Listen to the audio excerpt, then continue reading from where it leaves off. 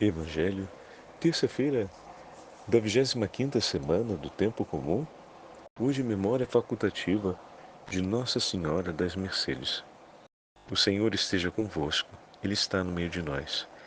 Proclamação do Evangelho de Jesus Cristo, segundo São Lucas. Glória a vós, Senhor. Naquele tempo a mãe e os irmãos de Jesus aproximaram-se, mas não podiam chegar perto dele, por causa da grande multidão.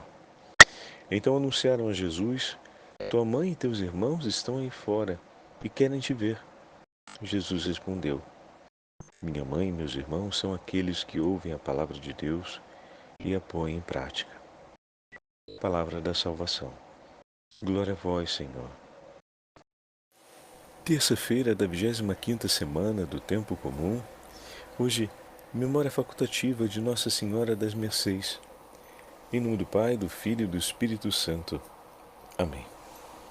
Queridos irmãos e irmãs, hoje a Santa Liturgia nos entrega a continuidade do 8º capítulo do Evangelho de São Lucas. E olha, bendito seja Deus, porque de fato nós somos filhos dessa Mãe Santíssima. Como assim, Padre Fábio?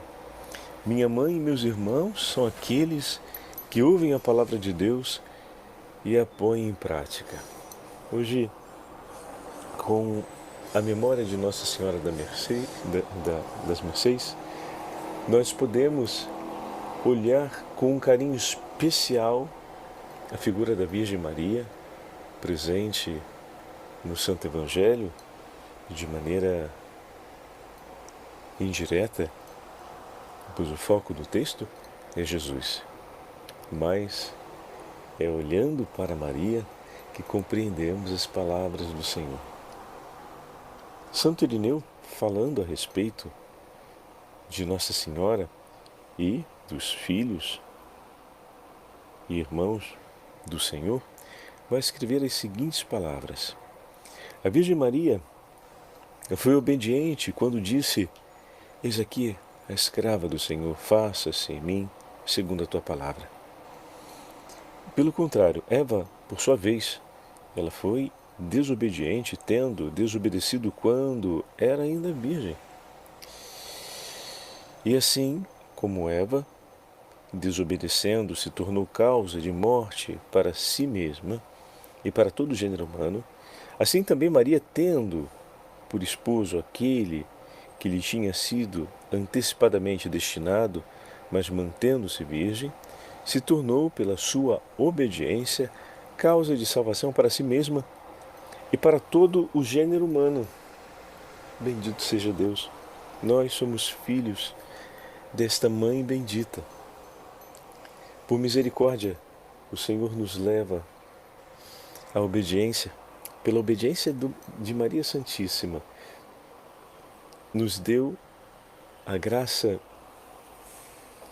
do mistério da encarnação. Como assim, Padre Fábio? O Senhor preparou a Virgem Maria para ser mãe do Redentor. Ela poderia ter se perdido e não seria mãe do Redentor, e dessa forma o tempo da redenção não se daria no tempo em que se deu. Teria que se dar mais adiante, em um outro momento.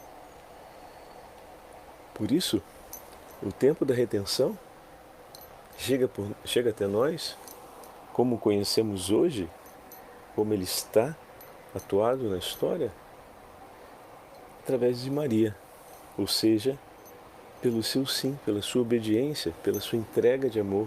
Poxa, de fato, se somos os filhos redimidos, ou se somos os filhos da redenção realizada por Cristo, isso nos foi concedido através de Maria Santíssima, como vai dizer Santo Irineu, na sua entrega, no seu sim e na sua perfeita obediência.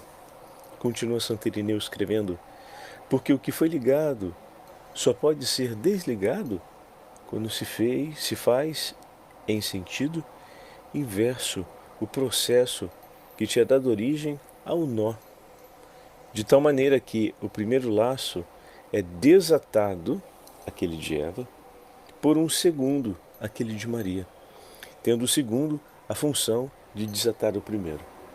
Se foi atado um nó pela desobediência, agora finalmente esse nó é desatado pela ação de Maria Santíssima. Nós somos filhos da desatadora de nós. Nós somos filhos do fruto bendito. Nós somos filhos da filha de Sião. Nós somos herança eleita do povo eleito pelo Redentor. Então, veja, meus irmãos, aquela que veio, aquela que foi criada pelo Senhor, que veio para trazer a resposta de obediência que desata o nó da desobediência de Eva. Que lindo! Nossa mãe nos dá o testemunho para que possamos seguir seu filho. Ela que desde antes do seu nascimento, em seu ventre bendito, o amava e já o seguia como discípula do Verbo. Nossa mãe e irmã. Nossa, bendito Evangelho de hoje que não nos deixa equivocados quanto ao vínculo de amor que nos une à Santa Mãe de Deus e que nos une a nosso Redentor. Vai dizer ainda Santo Irineu: é por isso que o Senhor dizia que os primeiros seriam os últimos os primeiros. Olha só que bonito, como Santo Irineu pega os traços do Evangelho desse domingo, né? Vocês perceberam? Os últimos serão os primeiros serão os últimos. Então, aquela que veio depois, a segunda, a última, veio para desatar o nó da primeira, Eva. Então, a primeira agora será a última e a última será a primeira. E também o profeta afirma a mesma coisa ao dizer: no lugar dos teus pais estarão teus filhos. Salmo 44, lindo? É verdade. Porque ao tornar-se o primogênito dos mortos, Jesus, ao receber no seu seio os pais antigos, Abraão, patriarca e os profetas, o Senhor fê-los renascer para a vida em Deus. Ele desceu para anunciar a Adão, lembra? E a todos aqueles que estavam na sombra da morte: vinde à luz. O Senhor fê-lo nascer para a vida em Deus, tornando-se Ele mesmo, o Senhor, o príncipe, já que Adão fora o princípio dos mortos. E também por isso que Lucas começa na sua genealogia pelo Senhor, fazendo-a depois retomar até Adão, começando de Jesus, vai até Adão, indicando assim que não foram os pais do Senhor que lhe deram a vida, mas foi Ele, pelo contrário, que os fez renascer no Evangelho da vida. E mais uma vez, os últimos serão os primeiros. Os filhos precederão os pais. Belíssimo, na verdade. Da mesma maneira, o nó da desobediência de Eva foi desatado, repito, pela obediência de Maria, porque aquilo que a Virgem Eva tinha atado pela sua incredulidade foi desatado pela Virgem Maria, pela Virgem Santíssima, pela sua fé. Então, essas palavras de Santo Irineu, do texto Contra Heresias, segunda parte, número 22, nos ajuda a compreender um pouco mais a beleza do texto de hoje, do Evangelho, e nos entrega também um tesouro a respeito de Nossa Senhora das Mercês, porque a Virgem Maria vem exatamente em favor dos seus filhos escravizados para conduzir a Igreja no resgate daqueles que tinham sido submetidos pelo domínio muçulmano à escravidão e à morte. No ano de 621, não 1600, 621, os visigodos tornaram-se senhores de toda a Espanha. E no ano 711 chegaram então os árabes, que os repeliram para as montanhas da Áustria, da Astúria, e conquistaram quase toda a Península Ibérica. Foram precisos 6 séculos, 600 anos, para expulsar os muçulmanos, os islâmicos, outra vez, da Península Ibérica. Durante este período, 600 anos, foram levados para a África grande número de cristãos feitos escravos para trabalhos forçados e campos onde seriam depois mortos. Os que abraçavam o islamismo eram tratados como homens livres.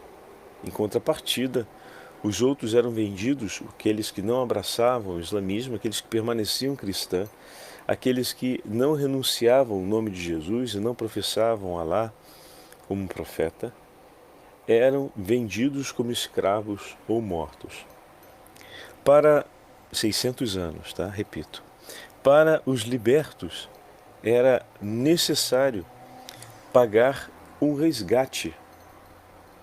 Como em todas as famílias tinham posses para libertar os seus familiares. Então, veja bem, os que seguiam como cristãos e resistiam poderiam ser mortos. Muitos se faziam por um instante ou se declaravam islâmicos para dessa forma serem poupados do sacrifício, mas precisava se pagar pelo resgate deles. Para a gente entender, eles estão no norte da África.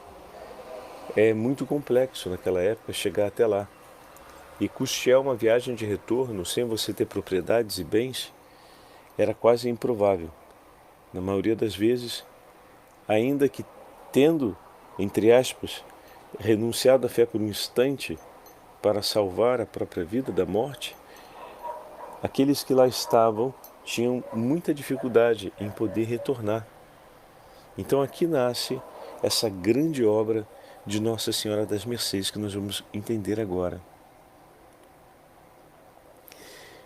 São Pedro Nolasco fundou em 1218, então a gente já está no finalzinho daqueles quase 600 anos, a Ordem das Mercês, ou da redenção dos cativos, dos escravos. A própria Virgem Maria, numa aparição, o incitou a essa atitude. Pedro contou a sua visão a São Raimundo de Penhaforte e ao rei Jaime I do Reino de Aragão, um dos reinos que dará origem a Portugal. Os três conseguiram pôr em prática o projeto proposto pela Virgem Santíssima. Graças ao heroísmo de Pedro Nolasco, só terminou com o desaparecimento da pirataria. Então, graças ao heroísmo dele, um outro efeito foi o fim do processo de pirataria, ou seja, de transporte dos escravos de um continente para o outro, atravessando a distância entre a Europa e o norte da África.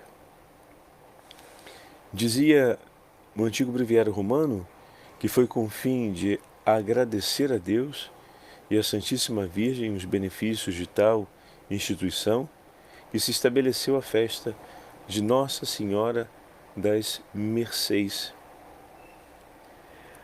Nossa Senhora a quem se agradecia por esses... O número foi tão grande de homens e mulheres libertos que procurou se estabelecer a festa dedicada a Nossa Senhora para poder fazer um agradecimento único e solene por todos esses benefícios realizados em favor dos irmãos que estavam com suas vidas condenadas. Peçamos a intercessão de Nossa Senhora das Mercês, por todas as pessoas que ainda se encontram em situação de escravidão física ou espiritual no mundo. Peçamos igualmente a intercessão dela, que sempre recolheu e recolhe por nós as graças espirituais que nos conduz, que nos são oferecidas para que possamos conduzir nossos passos como homens livres na graça do Senhor, como homens e mulheres redimidos. Ela que, como mãe e irmã, não apenas testemunha e nos ensina a palavra, mas recolhe as graças necessárias para que nós possamos perseverar na misericórdia de seu Filho, que nos salvou e nos trouxe a redenção. O Senhor esteja convosco, Ele está no meio de nós. Pela intercessão de Nossa Senhora das Mercês e de todos os santos mercedários do Senhor, abençoe-vos o Deus Todo-Poderoso, Pai, Filho e Espírito Santo. Amém.